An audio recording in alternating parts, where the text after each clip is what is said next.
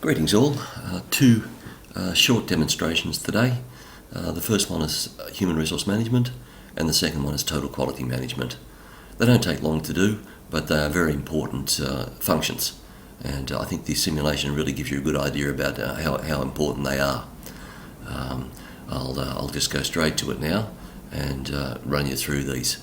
Typically, HR will appear in round 2, and you can get that through your decisions menu up here. It won't happen in round 1. In round 1, you've just taken over your company, and you've got a lot of things to do and a lot of things to set up and get. You haven't had much time. You've got to take it over. You've got to forecast and do all the rest. But once you get to round 2, you can start thinking a little bit more about the kind of people you might need and the kind of training you might need as well. And this is where HR becomes useful.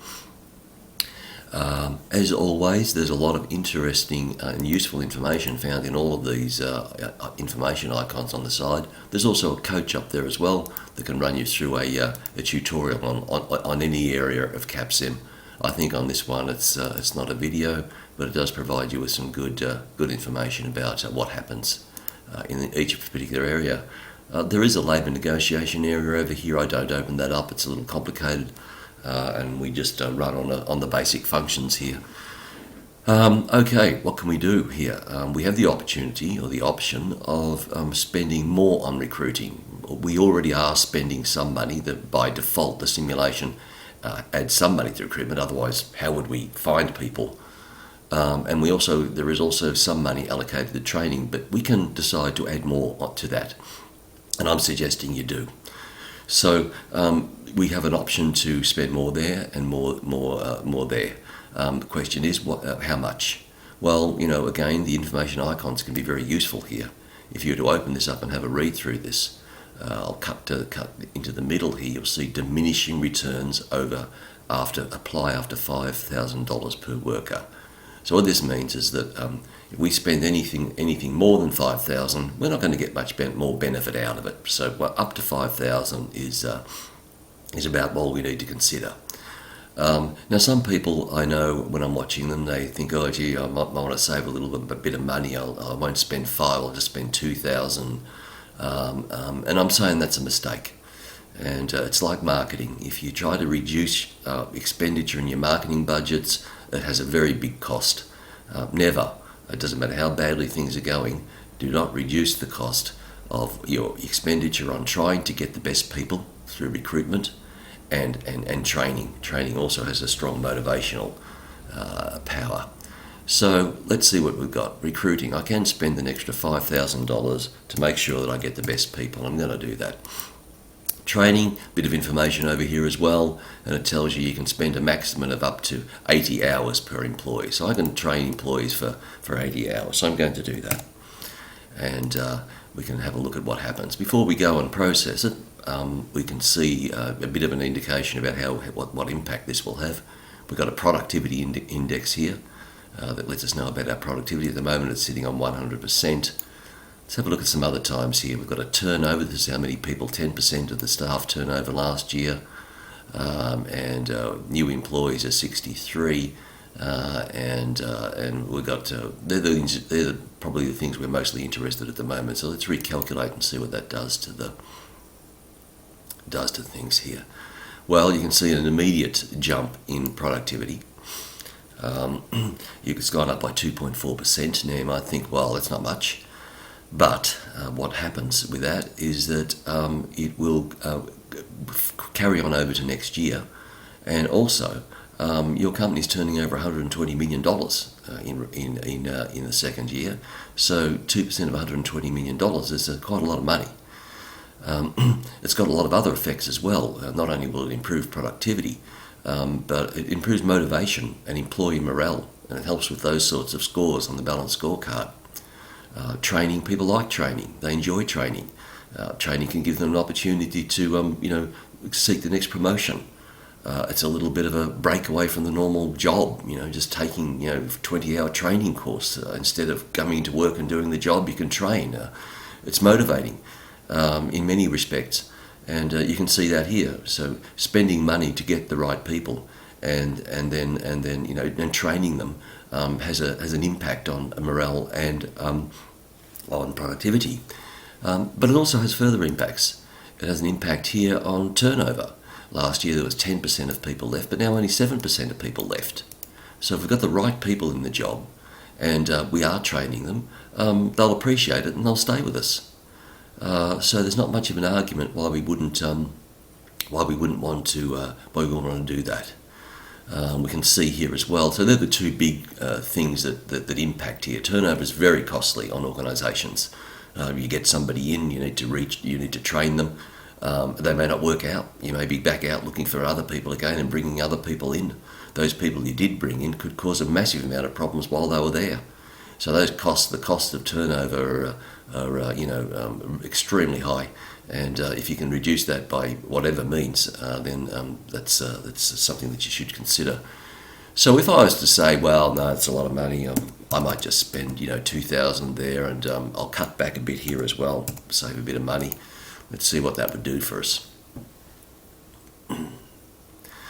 Okay, so let's see, productivity. We really didn't get a bump in productivity. There would be a little bit there, but it'd be like a 0.01 or 0.02, so a little bit, So, it may be better than nothing, spending that much, but if you have the money, and you definitely need to be spending it if you want to get some good impacts going through your company. The other thing, of course, is what's happened is that our turnover has jumped by almost 2%. So, we've got that problem again of people leaving and taking knowledge with them and maybe taking information to competitors and us having to find somebody else. We end up in that kind of cycle again. So, spend the maximum, and you can find the maximum here in recruiting. That tells you what you can spend there, and you can also find it there. You just need to do that. You will find as you move through to next year, you don't need to spend so much, because basically people are not leaving, which means that you don't have to spend so much on recruiting new people, and then you don't have to spend so much on training, because you can get the benefit of the training you've already done. So you can reduce them, but I'm suggesting you don't reduce them till you get to around about round six or seven. But you can get an idea as well. If you're starting to spend $5,000 here and 80 hours there, and you're not getting much more of an effect on your productivity interest in rounds 5 and 6 and 7, then you can just cut that back a bit then, or maybe even delete it. But certainly for the first few rounds, keep spending on it, because it helps more than just productivity. It certainly helps other scores as well. So that's HR. There's not much to do as far as decision goes. In fact, you just put 5,000 in and put 80 in. But really, there's a lot more behind those numbers that I'd like you to kind of appreciate. TQM.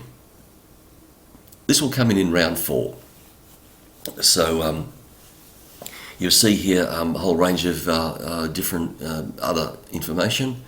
And let me just stretch that a bit. No, I won't do that. We'll go to coach first, have a look. There's nothing on that side anyway. Here's some more information here about what we want to know. Background, what is TQM, exactly how it affects our company and where it affects it. So you've got a lot of background there. But again, there's some fairly simple things that you can do here. One of the things that we've got to try to do and work towards doing in the simulation is for you to actually, adopt a strategy, one of the generic strategies. When you get to week 5, we do an introduction to the generic strategies in week 5, and you'll notice if we're there yet, if we've actually reached that, you'll notice that there's a broad differentiator, cost leader, niche cost leader, niche differentiator. There are 5 of them. We follow up in more detail on those strategies in week 7. But so if you've adopted a strategy, then that has implications for what you're going to do here in TQM. If you haven't adopted a strategy, which most people haven't in the practice round, and by the time they get to round 4, then I suggest what you do is that you come and just spend the maximum in each of these particular areas here. Now the maximum again, let's have a look to see what we can do here. Read this here. Spending more than 1.5 million a year pushes it into diminishing returns. So there's no point here spending more than 1.5 million there. Now 1.5 million in here is actually 1,500 because it's in thousands, you see, so you put 1,500 in. So what I'm suggesting, to make it very easy and very simple, you just go and you spend 1,500 in each of these. Before we actually recalculate, have a look what happens over here. Material cost reduction, labour cost reduction, reduction of it helps move products through the R&D quicker. It can also help by investing in total quality management initiatives. It can help reduce administration costs, and all can help increase demand. So these are the kind of the benefits, the outcomes that we can get by investing in total quality management initiatives, and here they are down here. So what I'm suggesting at first, though, is that just go and put in 1,500 in all of these, and you will see that you have what kind of effect it gives you. And then I'm going to show you how you can be a little bit more tailored and save a little bit of money once you've actually decided what sort of strategy you're going to be using. But for now, and the first thing you need to do, very simply, put all these things in. Now, you say, well, there's not much to that. Well, no, there's not much to it. Just putting the numbers in. But if you look at the impact of this, the learning is understanding what the impact of spending money on things like TQM have on other parts of the company, and that's the learning you take away, and that's the learning when you start as a manager and you have an opportunity to start to invest into some of these things. You will do it because you do know it does have a strong impact. So I've just put 1,500 into all of those, and let's have a look what's happened here. We get a worst and best case. Spending that much money there, which is not a lot of money again, that's 1.5 million. If you add all that up, there's probably about 18 million or something like that there. I don't know, I haven't done it for a while. I think it's less, 12 million. Well, don't forget your company's turning over 120. Well, year 4, your company could be turning over $200 million. So if you're thinking that, gee, 12 million is a lot, it's nothing compared to what the revenue of your company is. And it's really nothing compared to what it's doing here. Look what it's doing to reduce material costs. It reduced material costs by a worst case of 4.3%. That's a lot. Reduced labour costs as well, 5.6%. Reduce the time it takes between products coming out of R&D by 24%, and the best case could be 30%, depending on how you've got your R&D configured. Reduction in admin cost and decreased demand. So you can see by spending money in total quality management, it's useful, and you need to do that every year. It comes in year 4, but certainly do it in 5 and 6. When you get to 7, you might be able to pull back on a bit of it and not do so much, because again these things have accumulate over time. Once they're there, you don't need to do them again. And if people aren't leaving, well, those skills and knowledge and experience stay within the company. But if you had a strategy, and this is a way you can be a little bit more precise in terms of what you're doing, you can be the strategy you choose will influence where you want to spend your money here. Let's just say that I've adopted a broad differentiation strategy. Differentiation's involves a lot of R&D. It involves new product features, heavy marketing.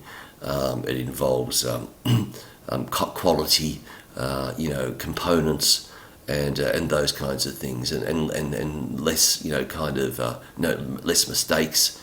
Things need to leave the plant in very good condition. So let's just say I've adopted one of those. So I can decide now which of these particular initiatives I might want to invest in. A continuous process improvement drives reductions in material costs. Not such an important thing for me because my customers that I'm mostly focusing on, if I wanted to have a differentiation strategy, I would be looking in the high-tech products, the size, performance, and high-end segments.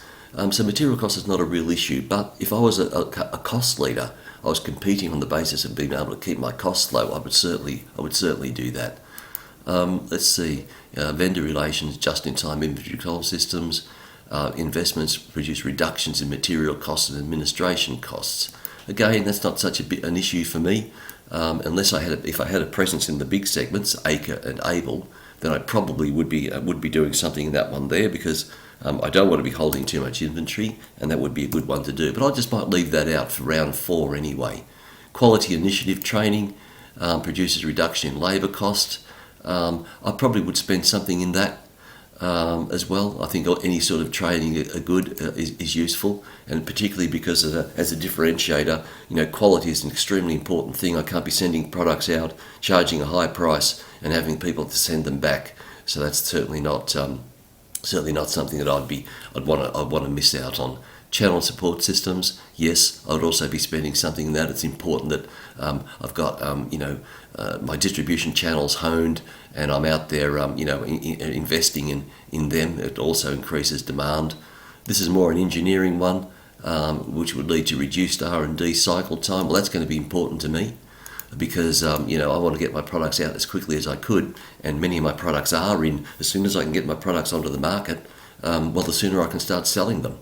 And because I have a lot of R&D to do because I'm adding features as a differentiator, I'm adding a lot of features and continually upgrading quality. That'd be an important thing for me to do.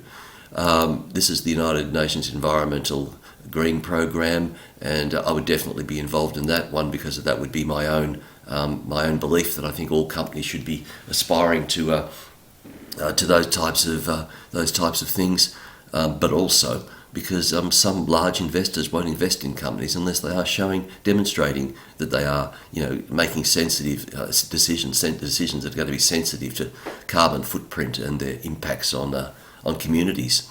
Benchmarking as well is something that I might be interested in. Quality function deployment effort reduces R&D cycle time. Again, I'd leave that there. Six Sigma training is another one. Reduces labour and material costs. Again, I'd probably leave that one out for the time being. And the sustainability initiatives, I would also be definitely investing in those. So I could save myself a bit of money. I'd save myself maybe $4.5 million by that, and I'd be much more focused then on what I was actually doing. If I was a cost leader, I would be investing in other areas. As I said, overall, it doesn't make that much difference to where you in terms of the money you've got, but sometimes we're in round 4, money can be a little bit tight, and you might need to trim back a little bit. So this is one way of being able to do that. But just so even though I trim back, I'm still getting great benefits out of my R&D reduction time, which is something that's really important to me, and I'm also getting pretty good benefits out of increasing demand. So they're the things that I'm kind of keen mostly to achieve with a broad differentiation strategy. If you don't have a strategy, put 1,500 in all of them. It's as simple as that. You don't need to do any more. Okay, folks, that's it for me. All the best. I hope you're enjoying the simulation. Bye-bye.